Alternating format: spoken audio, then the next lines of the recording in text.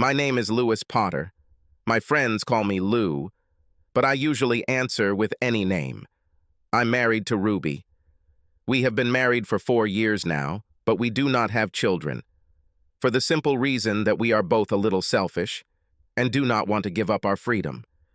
Perhaps we will have children, but I think that this will happen when we are already well over 30. Both came from poor families, lived just a few streets away from each other, but only met at the age of 18 during a recruitment event held by our college. Ruby did well in college and qualified as an accountant and credit controller. I, on the contrary, studied very poorly and did not even graduate from college. But I have a work ethic and a knack for business. At the age of 15, I started working as a cleaner in local stores and small offices. By the time I was 18, I already employed 30 people and had contracts with a number of large enterprises in our city. Ruby was looking for a job, and I was looking for employees. When Ruby came to my table at the event, we started talking. She handed me her resume and, looking at me, said, "I don't need a cleaning job, but you might be interested in my phone number." I called her before she sat down at the next table and invited her to dinner the next night. 4 years later, we got married. As a result of this event, Ruby found a job. She started working in the purchasing department of an engineering firm, starting at the bottom of the ladder. 8 years later, she became the head of the purchasing department, as well as the credit control department. Needless to say, we lived a very nice dual-income lifestyle with no kids. My business is thriving, and now I have the largest office and store cleaning company in the city, after buying out 2 of my competitors. As in most offices, the cleaner and security guard are the first to notice strange things, and everyone is happy to talk about them. About 4 months ago, I was working in the office when my secretary came and said there was a man in the waiting room who would like to talk to me. She handed me his business card. It said, "Ross Evans, private detective." I told her to bring him to me. When he entered the office, I stood up, extended my hand, and asked, "Mr. Evans, how can I help you?" We shook hands, and I invited him to sit down. Smiling, he sat down. "First of all, can I have some coffee? I haven't drunk it all day, and I would kill for it." I understood exactly how he felt. Caffeine seems to be a drug for most business owners. My secretary didn't have to be asked twice. She poured 2 mugs of coffee from the machine in my office, and milk and sugar were already on the table. None of us touched them. After the small talk, I got down to business. "So, Mr. Evans, how can I help you?" Without wasting any time, he began, "Please call me Ross. As you can see from my business card, I am a private investigator working for a client who suspects that his wife is either having an affair or is about to have one. Our ward works as an accountant at Stevens Piping. One of their largest suppliers is AM Metals. AM Metals has a new salesman named Alistair Clark. Mr. Clark is a bit of a gigolo who likes married women. Clark has been courting my client's wife for quite some time. They have a long lunch, he sends her flowers, writes SMS at night. In general, everything is as it should be. As far as we can tell, he's trying to get her to go away with him for the night. We now have sufficient information, but we need to find out the last details. I was intrigued. The whole secret agent thing is very funny, but the name AM Metals is very familiar to me. Ruby's employers also get their raw materials from them, and this Clark seems like someone I'd want to keep her away from. I looked up and saw Ross looking at me. Apparently, he was waiting for a question, so I asked, "I understand everything, but how can I help?" He smiled. "I was hoping you would ask about this. It's very simple. He leaves flowers, notes, and other documents on her desk. She reads them and then throws them into the trash. Your employees take out the trash. They can take everything personal from him and give it to us. We checked this with our legal service. Everything personal can be seized without any legal problems. We also spoke with her employer. Here is the permission to obtain information. By cooperating with our investigation, they avoid any legal problems related to violating the fraternization clause in her contract that may come their way. If you want to know why they signed it, here's the CEO's business card. Please call him to confirm your agreement." The general director's number was already on my phone. Without saying a word to Ross, I picked up the phone and dialed his number. He answered on the second ring, and, without even saying hello, immediately began, "Lou, I believe Ross Evans is sitting in your office. I confirm that I give you carte blanche to receive and transmit to him or his employees any information not related to our company. My lawyer is currently preparing a letter to this effect, which we will send to you by email. I have to go now, since the lawyer is now in my office, but call me back if you need anything else." He hung up. I didn't have time to say a word. Obviously, they wanted to get this issue over with as quickly as possible. Ross smiled at me. I just nodded and added, "He confirmed your words. Give me all the information and we'll start emptying her bin into a separate bag. I'll sort it here, and you can pick it up every morning at 11. Will this suit you?" Ross confirmed. "It's perfect." I called the appropriate crew leader and Ross instructed us on what to look for. Early lunches, late lunches, flowers, notes, etc. We worked with Ross for about 6 weeks. At the end of this period, he announced that the investigation was completed. One of my employees noticed that the employee did not return after lunch. We called Ross and told him about it. He followed them to the motel. The marriage ended in divorce. Work and family life went on as usual. Until one day, Ruby came home a little worried. I tried to find out what was wrong, but she didn't tell me anything. About a week later, Donna, one of my long-term employees, came into my office. This is a good employee who has worked with me almost from the very beginning. I considered her my friend. She is 25 years older than me and treats me like a son. She sat down in the chair and I realized that something was wrong. Then she began, "Remember, a couple of months ago I worked in the office where we were following that woman? I was intrigued. How could I forget this?" "Yes, it was a very interesting time. Why did you remember this?" I asked, raising an eyebrow to show that I was certainly intrigued. "Well," she hesitated, "as you know, now I work in the office where your wife works, and the same guy we were watching is now coming into her office. I noticed a large bouquet of flowers, and she went with it to lunch. Here is the card that was in flowers." She handed me the card and I read it. "Dear Ruby, thank you for helping me renew my contract with your company. You have no idea how grateful I am to you. I hope you'll accept my invitation to lunch so we can have a good chat. With love, Alistair." My blood froze in my veins. The language on the card immediately suggested that this was not the first personal interaction, and it was certainly getting close, if not already close, to failing the spouse test. I knew from Ross that this guy takes his time, but is very successful at hitting on married women, and my wife is at gunpoint. I thanked Donna and asked her to keep an eye on everything else and give me a summary every morning. If there were any more notes, I asked her to bring them to me. As soon as she left, I picked up the phone and dialed Ross's number. He answered on the third ring. "Hello, Lou. How can I help you?" I immediately started the conversation by telling him what Donna had told me. "One of my employees just came to see me. She was the one who cleared the table every night for the case you were leading. After the investigation was completed, we transferred her to another position. Now she works in the office where my wife works. Donna just told me that this same Mr. Clark is putting pressure on my wife, and she is now going out to lunch with him. I have a card with flowers that he sent, and it says that he has ambitions for it." Ross took a deep breath. "We are continuing our investigation into Mr. Clark.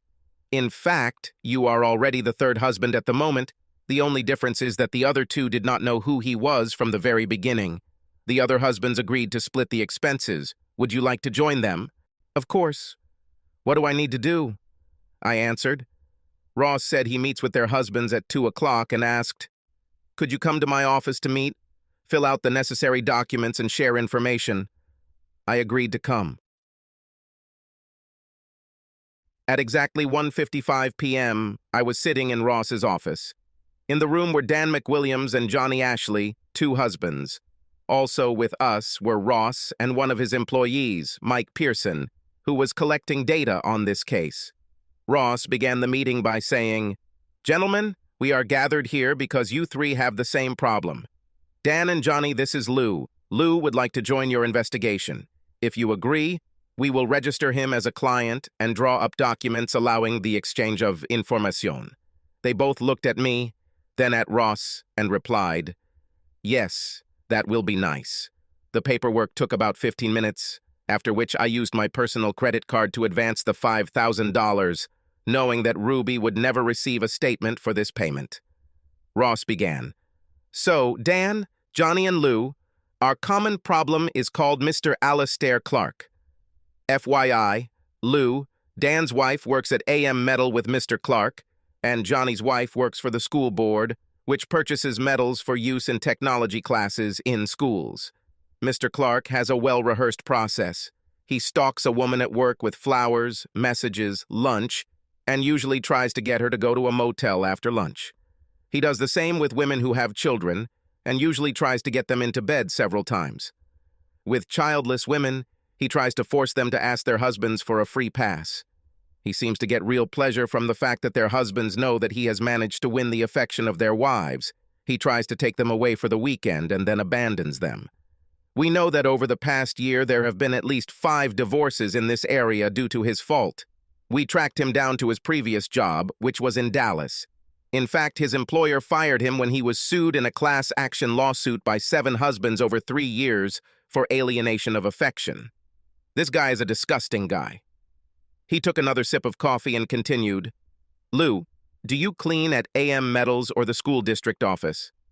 Last time we checked, if you empty the contents of your trash can into a bag, you can use the trash as you please, as long as it's not protected by a confidentiality clause in your contract with the company you're cleaning for." I shook my head. "No, we do neither one nor the other," was my answer. Ross nodded. "It's a pity, but continue to collect garbage from your wife's basket. Who pays your wife's phone bill?" "My business," I answered. Ross smiled and asked, "What is her phone number?" "Samsung," I stated for the record. "Fine. Please fill out this document giving us permission to collect data from her phone." Then he handed me a piece of paper with a QR code on it and continued, "Scan this code from her phone. You will be taken to our server. Use the username and password below, and a program will be downloaded to her phone that will transmit all her calls, messages, emails, and even WhatsApp messages to us. We know that he always uses a mobile phone so that when he calls the home phone, his husband does not answer by mistake." The meeting ended with Dan, Johnny, and I exchanging phone numbers, and we created a WhatsApp group that included Ross and Mike. This way we could quickly exchange information. When I returned home, Ruby was already there. She was again slightly distracted, holding the phone close to her and not really listening to what I was saying. She went out to feed the dog, and I noticed that she took her phone with her, which she had never done before. When I asked what was wrong, she replied that she had had a strange day and felt very tired. She went to bed at 9:30, 2 hours earlier than usual. I stayed up until our usual time and then went to look for her phone. He was not in his usual place, and I went up to our bedroom. There was a telephone cable next to the bed, and when I looked closer, I discovered that it was under the pillow. It was impossible to get it out without waking her, so I went to bed. All this did not look very good, and sleep was difficult for me. I am lucky. In the middle of the night, she got up and left the room. I quickly grabbed her phone, scanned the QR code, entered the details, and returned the phone to its place before she returned. The next morning, she just wandered around the house until she left for work. If I hadn't talked to her, she wouldn't have told me anything. At about 11:30 in the morning, Mike called from Ross's office. They finished analyzing the first data dump, and he began explaining. She opened a new email address, which apparently only he uses. By the way, this is very convenient for us. We didn't know how he contacted women, so we are now working on hacking his email. Letters from him are actually very hard selling. He made her talk about how you were her first and only, and he told her that she needed to learn new things to keep the marriage fresh and interesting. She told him very personal information about your life, and he, like a sponge, absorbed it and used it to his advantage.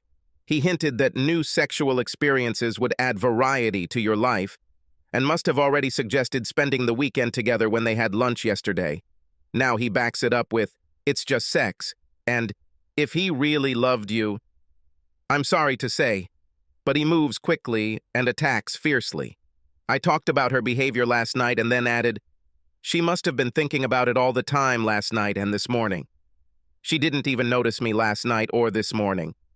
Then I asked, do they continue to communicate now or do they have lunch planned? Mike looked at the messages and read the last one. This just arrived. Let's have lunch at the beach club tomorrow and make a plan. Liu loves you, and if you tell him, it won't be cheating, and he won't be able to deny you free passage. She just replied, okay. Mike and I ended our conversation, and I sat back, wondering what I should do. You can't just talk to her. He will continue to work on her and resort to another method, taking her to a motel for half a day. No, I have to end this or end our marriage. I called Ross, and after a few pleasantries, I said, looks like he's heading straight for Ruby and wants to rub my nose in it. Even if I kill it, he'll try to take her to a motel. I need a plan to ensure I kill this. I think I need to file divorce papers. I also think I need a plan B, but I haven't figured out which one yet. What do you say? Ross was silent for a few moments, then replied, it's always good to have a plan B, but if it doesn't work, he won't stop. I know this man and his ego won't let her slip away. So if you can't forgive her, then divorce will be a reality at some point. I will prepare a package of documents for your lawyer, or I can recommend my own. I have mine, thank you. He drew up a business agreement, and in the event of a divorce, it is protected by a trust, I replied. I called my lawyer and asked for a meeting. We agreed to meet the next day at 9:30 in the morning. When I entered the lawyer's office, he looked at me. Damn it, who changed it? I smiled. He read me like a book.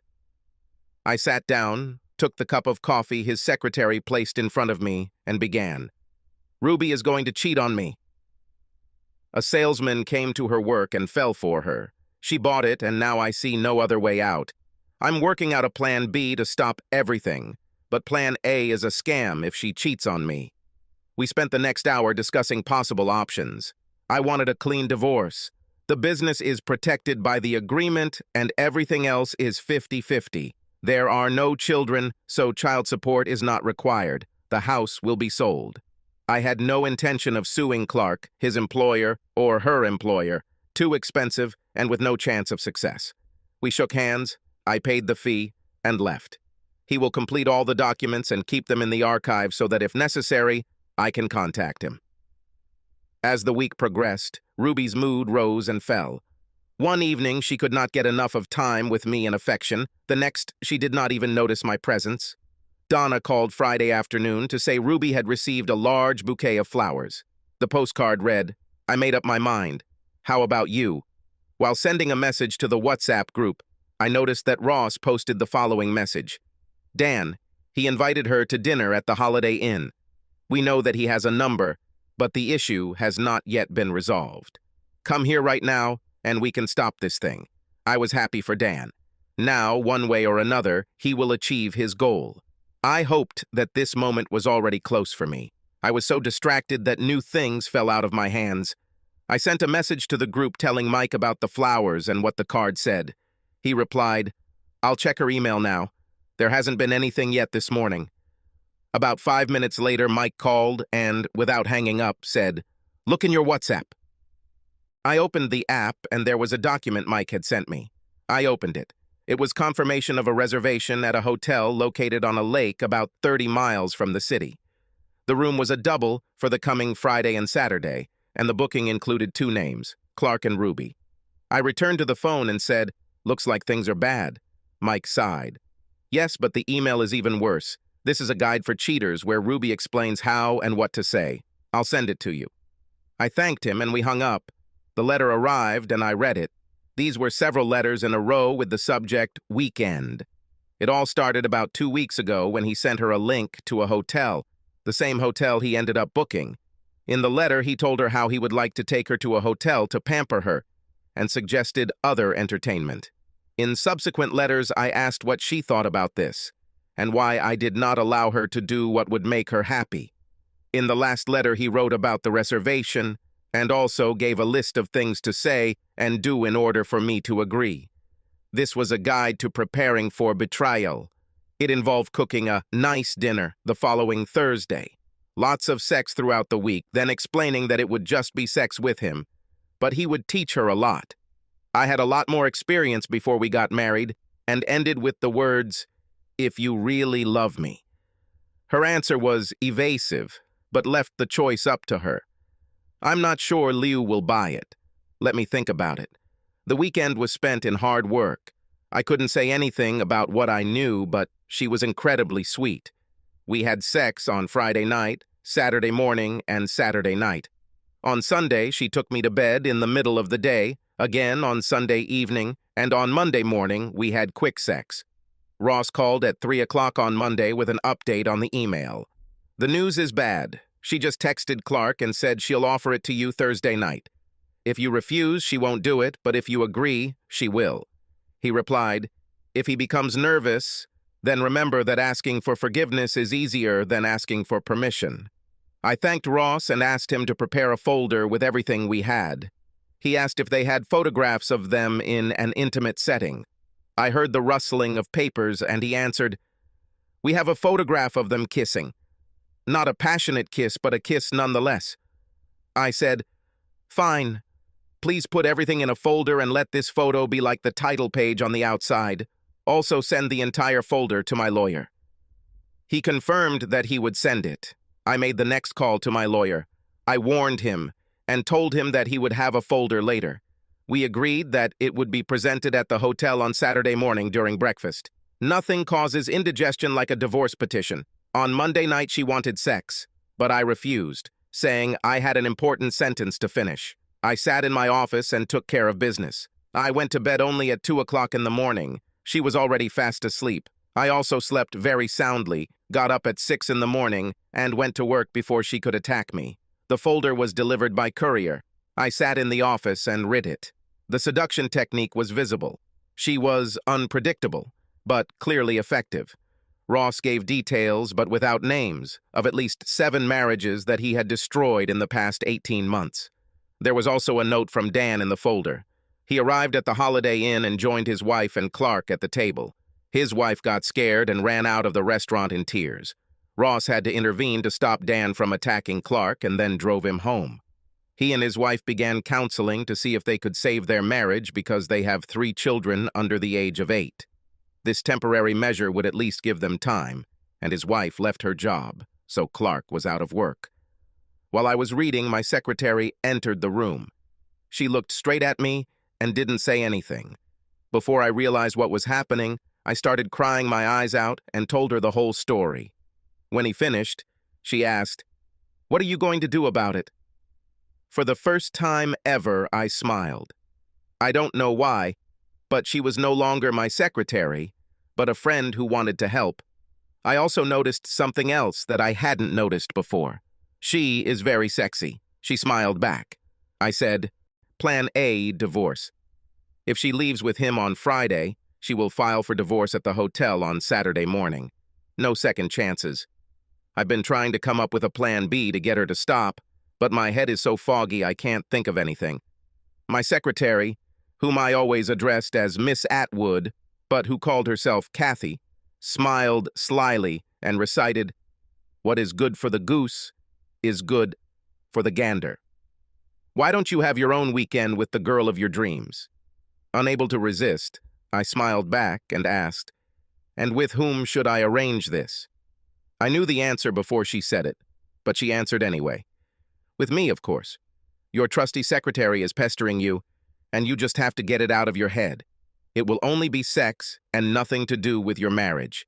Take this letter as a template and unleash it on her before she unleashes it on you." It was brilliant in its simplicity, but it would also force Ruby to confront her own betrayal. On Tuesday night, I fucked my wife, without any love. This was hard. On Wednesday morning, neither of us was ready for a quickie. On Wednesday evening, things were a little less stormy, but only a little. On Thursday morning, Ruby woke up as I was leaving the house. She shouted something about dinner, but I deliberately ignored her. Around noon on Thursday, Ross called me and said that Ruby had texted Clark that she was cooking a big dinner for me and would let him know how the conversation went. I wanted to preempt her, so I went to the store and bought chicken, potatoes, and vegetables, all of which I planned to bake, as well as a bottle of her favorite white wine. At 2:30, I was already home, and 2 hours later, everything was ready and in the oven. Just as I was putting the potatoes in to bake, Ruby came through the door with shopping bags. She looked at me in confusion and asked, "What are you doing?" I smiled widely. "I'm just preparing dinner for my beloved wife. I wanted to do something special, and then we needed to talk." I saw a strange expression on her face. Clearly surprised, she replied, "Oh, I was going to cook dinner, but after we finish we can talk, because I have something important to say, so it's going to be a long evening."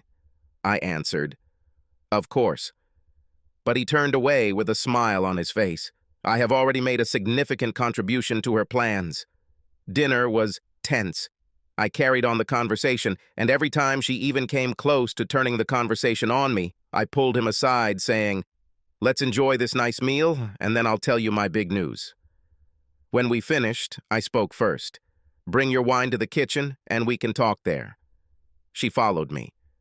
I had previously placed a folder with a letter containing a list of her excuses on the kitchen table where I usually sat, covering it with a couple of magazines. Now I put the magazines away so she could see that I had printed something, but nothing else. I said, "Ruby, you know that I love you and that I would never do anything to hurt you, but we got married very young, and I had so little experience. For the past few months, my new secretary, Miss Atwood, or Kathy as she likes to be called, has been talking to me. She has so many stories that I could listen to her for hours.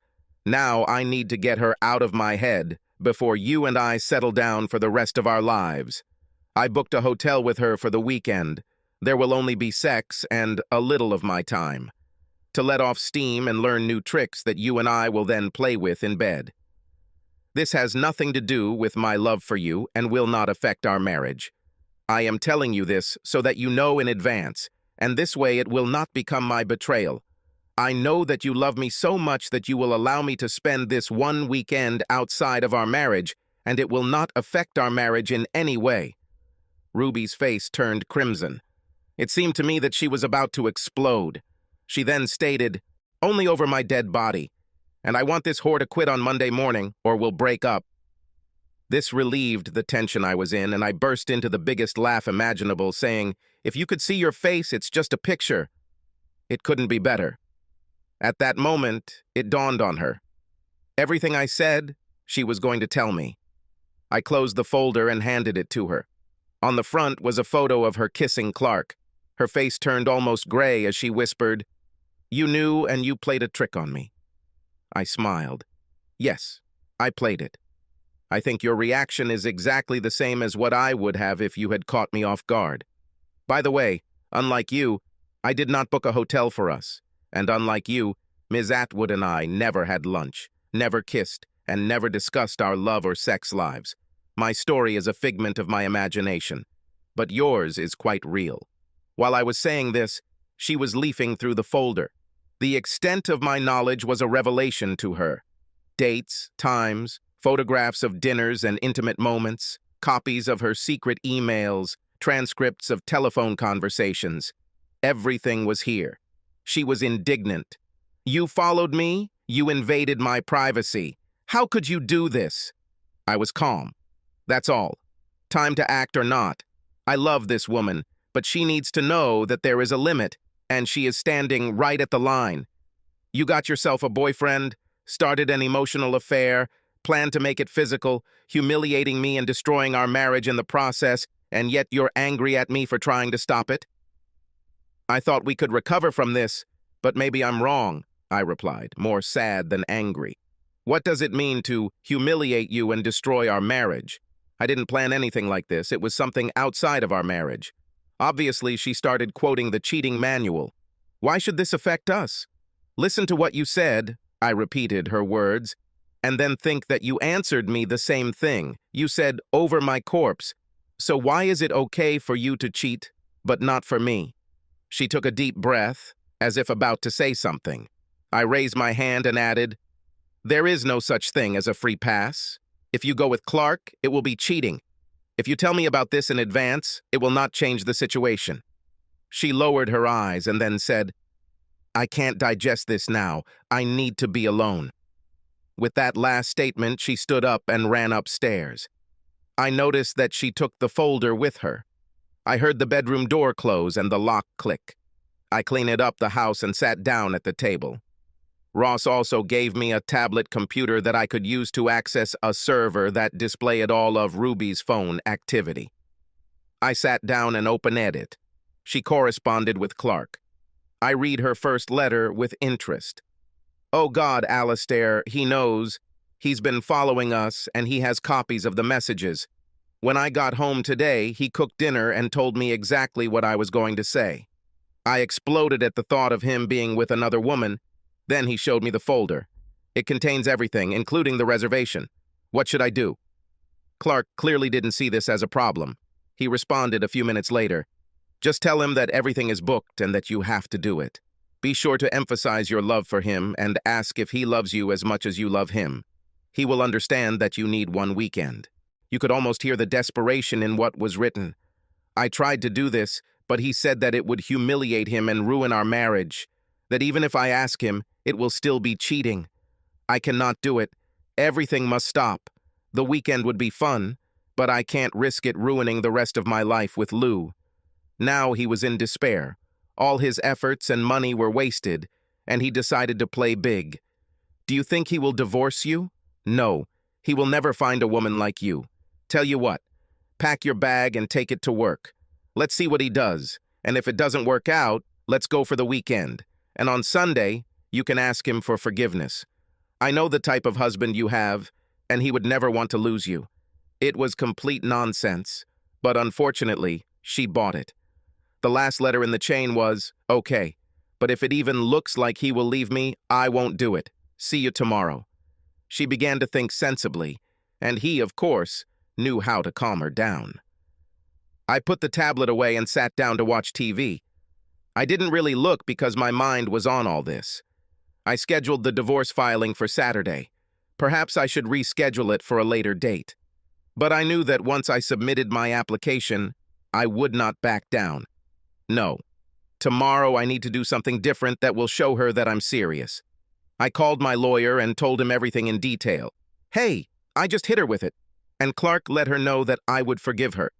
She's going to pack her bag and see what I'll do. I don't want to file for divorce until they sleep together. But is there anything we can do to show her how serious this is? My lawyer was smart. He replied, "We can give her a letter with a preliminary claim. All we will do is state that you know that she is going away for the weekend to have an illicit affair, and that if she continues this affair, we will file for divorce on Saturday morning at the hotel. I'll expand the text a little, but we'll hand it to her in her office, preferably in Clark's presence. What do you say?" "It will work. He will be the final proof that I will do this." She said Clark would pick her up at lunch. "I think you should give this to her around 11 o'clock. It didn't matter whether he was there or not. Her employer would understand what was going on. He's old-fashioned and won't like what she's doing. But what would upset him the most is if a bailiff came into the office and made a fuss. About an hour later, the lawyer sent me a draft letter. It was perfect for the circumstances. It stated everything we knew and clearly stated that she would be served on Saturday morning. I sent a reply message confirming that I was happy with the project. I checked the tablet, but there were no more messages between Ruby and Clark, so I went to bed. I tried to open the bedroom door, expecting it to be locked, but was surprised to find that it was not. I walked in to find Ruby lying in bed, clearly hoping I'd be romantic. I noticed her packed bag leaning against the wall on her side of the bed and looked at it. "I see you have made a decision. A quickie with Clark was more important than our marriage." I turned and walked out of the room, heading towards the guest room, and heard her get out of bed and scream, "Liu, stop! All wrong! Come back and let me show you how much your love means to me. Please." I didn't answer. I just lay on the bed in my clothes. The letters were written by a third party, not in reality. But the bag, packed and ready to meet another man, was real, evoked emotions, and felt like a knife to the heart. I was not prepared for the grief and sense of loss, and I cried most of the night. The next morning, I heard Ruby coming down the stairs. I went into our bedroom to take a shower and get some fresh clothes and noticed that my bag was no longer there. I wondered if she had taken it downstairs, unpacked it, and put it away. I came out of the shower and smelled coffee and bacon. I guessed that the bag was below. I walked into the kitchen and looked at her. She looked at me, biting her lower lip. The first thought was, "Come on, she's nervous, don't hold back." I guess this feast is an attempt to show me what a wonderful wife you will be if you can sleep with another man. This won't work. If you do this, it's over between us. During the conversation, I decided to lay it all out. The lawyer and I agreed that tomorrow morning at breakfast you will be given divorce papers. I assure you that after delivery I will not withdraw them. There will be no forgiveness.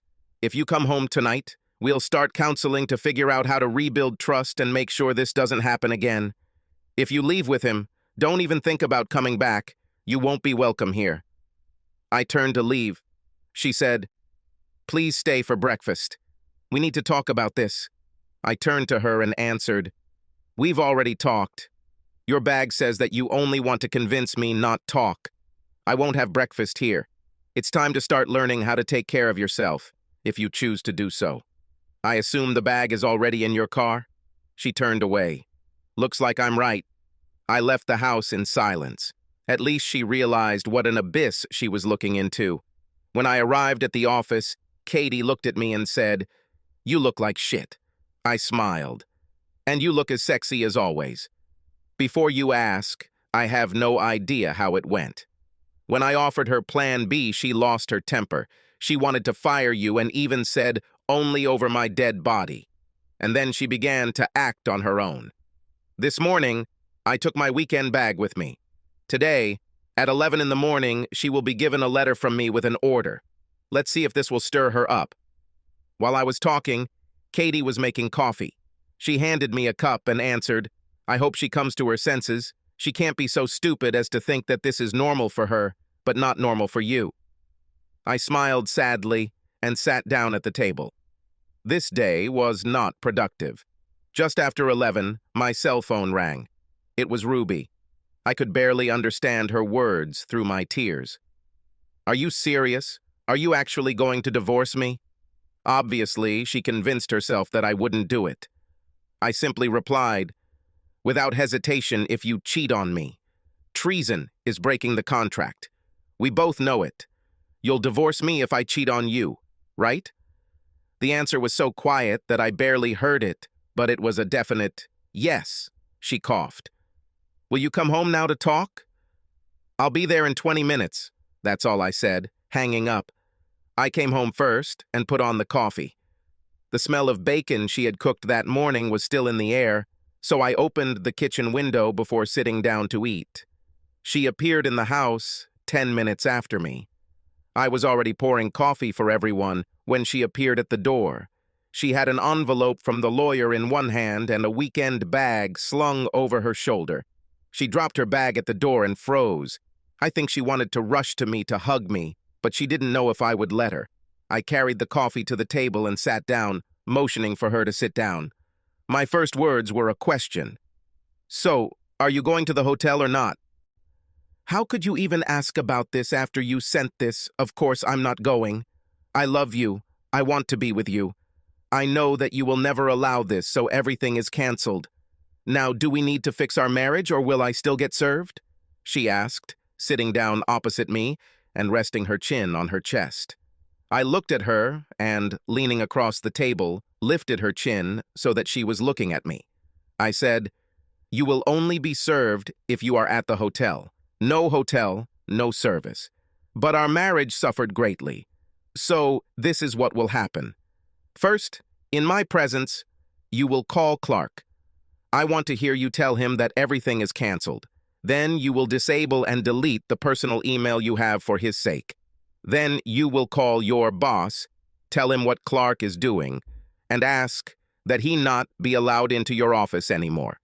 After this, we will schedule a consultation. We need to figure out why you fell for this, why you think I'll go along with it, and how we can restore trust." Just as I finished speaking, her phone rang. It was Clark. She put the phone on speaker and I heard him ask, Where are you, Ruby?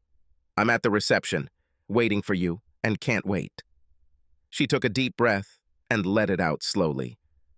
Alistair, I'm home with Lou. He did something that shook me to the core, and if I go with you, my marriage will be ruined. And I'm sorry, you're not worth it. That's why I'm not going. His rage was off the charts. You are a stupid bitch. You know how much effort, time, and money I invested in you. And now you leave when the weakling behaves like an offended child. You are just a dynamo. Fuck you. With these words, he hung up. For the first time, Ruby saw him for what he was, a slime.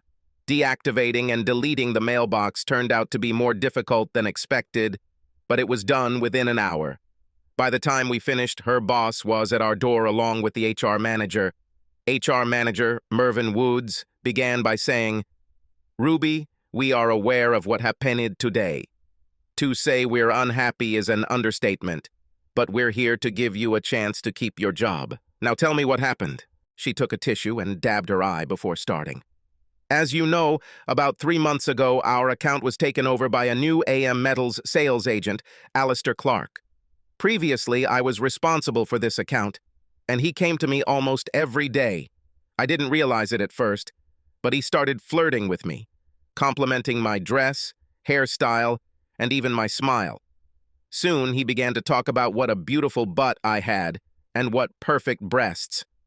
I bought into it and soon began wearing more provocative clothes. He sent flowers and chocolates and then invited me to dinner.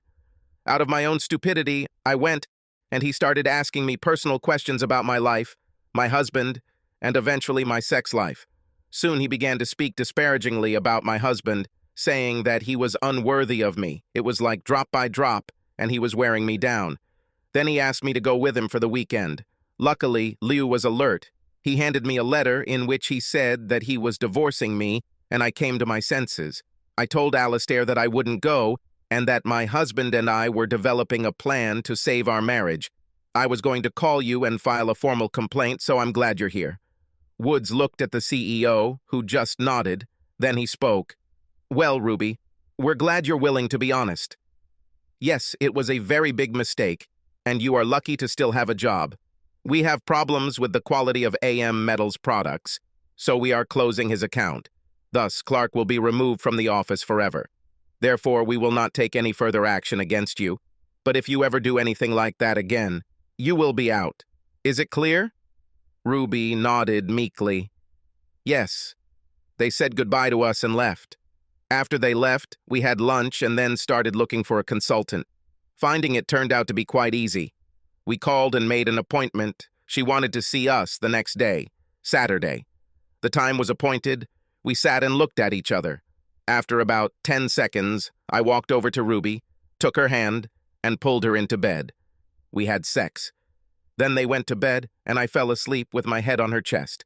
I woke up around 5 o'clock, and we made slow, sweet love for probably the first time since she met Clark. The consultations were successful. Ruby realized that Clark was playing on her fear that our lives would become mundane, and she realized that she had divulged all the information to him that he used to further his plan. I realized that for him it was just a game, and I began to appreciate how good our life was together. We don't need anyone to teach us anything. The consultations lasted 3 months. 4 years later, we are still very happy, and Ruby is pregnant with our first child.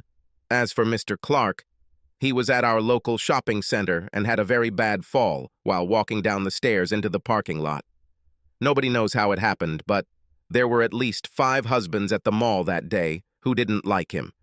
We all wore the same black clothes with baseball caps, so no one could tell us apart. We all went into the cafe. Then one of us got up, came back, then got up, the other came back, and so on. No one would be able to tell who was sitting at the table and who was not. The police tried to split us up, but no one gave anyone away. I'm sure it was one of us, I swear. Subscribe to our channel so that your second chaff doesn't cheat on you, and go ahead and listen to the next story, because this story is nothing compared to the next one. If you're under 18, don't even think about listening to the next one.